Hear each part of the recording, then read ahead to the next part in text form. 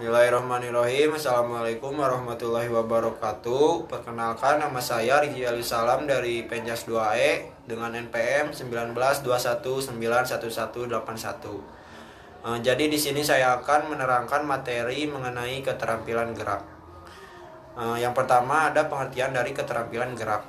Keterampilan gerak adalah kemampuan seseorang untuk melakukan suatu tugas gerak secara maksimal sesuai dengan kemampuannya. Keterampilan gerak pada setiap orang berbeda-beda. Banyak faktor yang mempengaruhinya, antara lain faktor tingkatan usia, pengalaman gerak. Sifat dasar dari sebuah keterampilan adalah memaksa seseorang pelajar untuk lebih membuat pertimbangan ketika merencanakan belajar dari pengalaman. Keterampilan gerak dihasilkan dari pengembangan pola-pola gerak. Pola gerak merupakan gabungan dari gerakan-gerakan yang ditampilkan dalam respon-respon gerak yang membentuk pola-pola gerak tertentu yang menjadi kebiasaan dalam berbagai aktivitas. Menurut William, keterampilan gerak tidak lahir dengan sendirinya. Seseorang harus mempelajari keterampilan tersebut.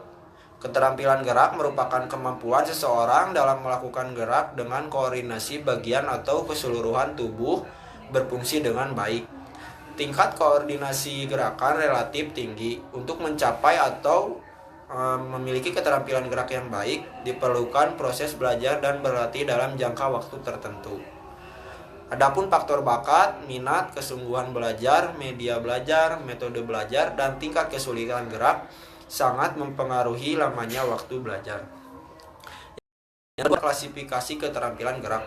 Keterampilan gerak adalah kemampuan untuk melakukan gerak secara efektif dan efisien. Keterampilan gerak merupakan perwujudan dari kualitas koordinasi dan kontrol tubuh dalam melakukan gerakan.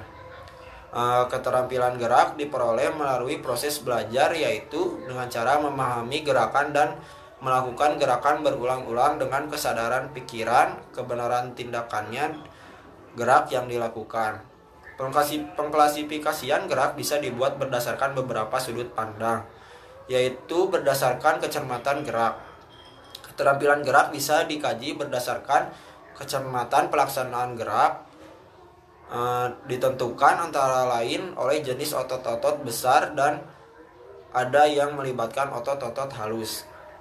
Berdasarkan kecermatan gerakan atau jenis otot-otot yang terlibat, keterampilan gerak bisa dikategorikan menjadi dua, yaitu keterampilan gerak kasar atau gross motor skill. Keterampilan gerak kasar adalah gerakan yang di dalam pelaksanaannya melibatkan otot besar sebagai basis utama gerakan.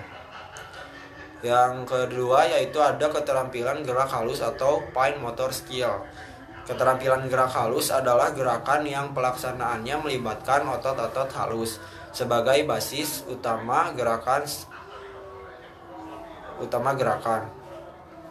Yang kedua ada klasifikasi berdasarkan perbedaan titik awal. Apabila diperlukan, gerak keterampilan ada yang dengan mudah bisa diketahui bagian awal dan akhir dari gerakannya. Tetapi ada juga yang sukar untuk diketahui. Dengan karakteristik seperti itu, keterampilan gerak bisa dibagi menjadi 3 kategori, yaitu ada yang pertama keterampilan gerak diskrit. Keterampilan gerak diskrit yaitu keterampilan gerak di mana dalam pelaksanaannya bisa dibedakan secara jelas titik awal dan titik akhir gerakan. Yang kedua yaitu keterampilan gerak serial. Keterampilan gerak serial diskret yang dilakukan beberapa kali secara kelanjutan disebut dengan keterampilan gerak serial. Yang ketiga ada keterampilan gerak kontinu. Keterampilan gerak yang tidak dengan mudah ditandai titik awal dan titik akhir dari gerakannya. Biasanya dipengaruhi oleh si pelaku atau stimulus eksternal dibanding dengan pengaruh bentuk gerakannya sendiri. Yang ketiga ada klasifikasi berdasarkan stabilitas. Lingkungan di dalam melakukan suatu gerakan keterampilan, ada kalanya pelaku menghadapi kondisi lingkungan yang tidak berubah dan ada kalanya berubah-ubah. Berdasarkan keadaan kondisi lingkungan seperti itu, Gerakan keterampilan bisa dikategorikan menjadi dua, yaitu ada keterampilan gerak tertutup atau closed skill. Keterampilan di mana pelaksananya terjadi pada kondisi lingkungan yang tidak berubah-ubah dan stimulus gerakannya timbul dari dalam diri si pelaku sendiri. Tidak ada faktor luar yang turut mengarahkan gerakan. Yang kedua yaitu keterampilan gerak terbuka atau open skill. Keterampilan gerak di mana dalam pelaksanaannya terjadi pada kondisi lingkungan yang berubah-ubah dan pelaku gerak menyesuaikan dengan stimulus yang timbul dari lingkungannya. Perubahan kondisi lingkungannya bisa bersifat temporal dan bersifat spesial. Materi yang ketiga yaitu ada unsur-unsur kemampuan yang membentuk keterampilan gerak. Kemampuan seseorang berbeda-beda tergantung pada banyaknya pengalaman gerakan yang dikuasainya. Kemampuan-kemampuan yang terdapat dalam kemampuan keterampilan fisik yang dapat dirangkum menjadi 5, yaitu ada komponen kekuatan, kecepatan, keseimbangan, koordinasi, dan kelincahan, yang juga unsur dari kemampuan motorik. Adapun unsur-unsur yang terkandung dalam kemampuan motorik menurut Toho dan Gusril, yaitu ada kekuatan. Menurut Tobocolik, Mutohir dan Gusril, bahwa kekuatan adalah kemampuan sekelompok otot untuk menimbulkan tenaga sewaktu kontraksi. Kekuatan otot harus dimiliki anak usia dini. Apabila tidak mempunyai kekuatan otot, tentu dia tidak dapat melakukan aktivitas bermain, menggunakan fisik seperti berjalan, berlari, melompat, melempar, memanjat, bergantung, dan mendorong. Yang kedua yaitu koordinasi. Mengutip pernyataan dari Barrow, koordinasi dapat diartikan sebagai kemampuan seseorang untuk menggabungkan beberapa bentuk gerakan menjadi bentuk yang lebih spesifik. Pendapat yang sejalan dikatakan oleh Toho Colik, Mutohir, dan Gusril bahwa koordinasi adalah kemampuan untuk mempersatukan atau memisahkan dalam suatu tugas yang kompleks dengan ketentuan bahwa gerakan koordinasi meliputi kesempurnaan waktu antara otot dan sistem saraf. Anak dalam melakukan lemparan harus ada koordinasi seluruh anggota tubuh yang terlihat. Anak dikatakan baik koordinasi gerakannya apabila ia mampu bergerak dengan mudah dan lancar dalam rangkaian dan irama gerakannya terkontrol dengan baik. Yang ketiga yaitu ada kecepatan. Menurut Barrow menyatakan bahwa secara umum kecepatan didefinisikan sebagai kapasitas individu untuk berhasil melakukan gerakan atas beberapa pola dalam waktu yang cepat. Kecepatan dapat diukur dengan lari jarak pendek 40-60 yard. Kecepatan gerakan dipengaruhi oleh berat badan, kapasitas badan, kekenyalan otot, dan penampilan mekanis dari strukturalis seperti panjang tungkai dan fleksibilitas tulang sendi. Yang keempat ada keseimbangan. Menurut Mutohir dan Gusril, mengartikan keseimbangan adalah kemampuan seseorang untuk mempertahankan tubuh dalam berbagai posisi. Keseimbangan dibagi dalam dua bentuk, yaitu ada keseimbangan statis dan keseimbangan dinamis. Keseimbangan statis merujuk pada suatu tempat, sedangkan keseimbangan dinamis adalah kemampuan untuk menjaga keseimbangan tubuh ketika berpindah dari suatu tempat ke tempat lain. Yang kelima ada kelincahan. Menurut Robert P. Hockey, kelincahan atau agility adalah kemampuan untuk mengganti petunjuk dengan tepat dan cepat saat bergerak dengan cepat.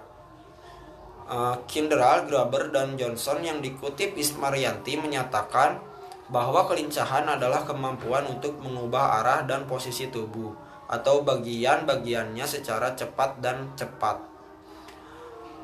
Yang perlu mendukung agar gerakan menjadi terampil atau menjadi efisien bukan hanya kemampuan fisik, tetapi juga kemampuan emosional dan kemampuan mental. Antara ketiga kemampuan tersebut saling berkaitan di dalam membentuk efisiensi gerak. Mengenai berbagai unsur kemampuan atau kondisi yang diperlukan untuk mendukung gerakan yang efisien, yaitu ada unsur kemampuan fisik, Fisik merupakan sarana utama untuk dapat menghasilkan gerakan. Kondisi fisik yang baik akan menghasilkan gerakan yang efisien.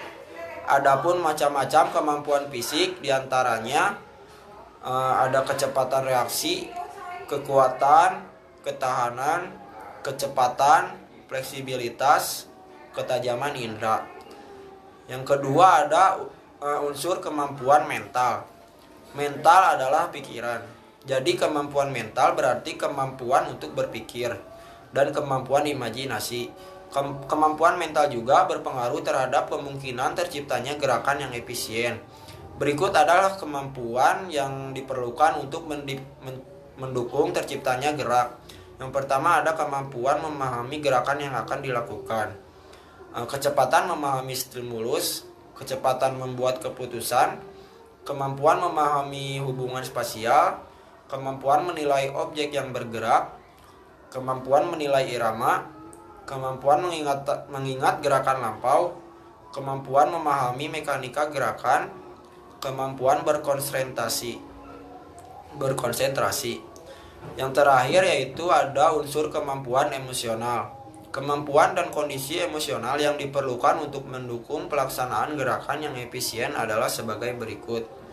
Yang pertama ada kemampuan mengendalikan emosi dan perasaan.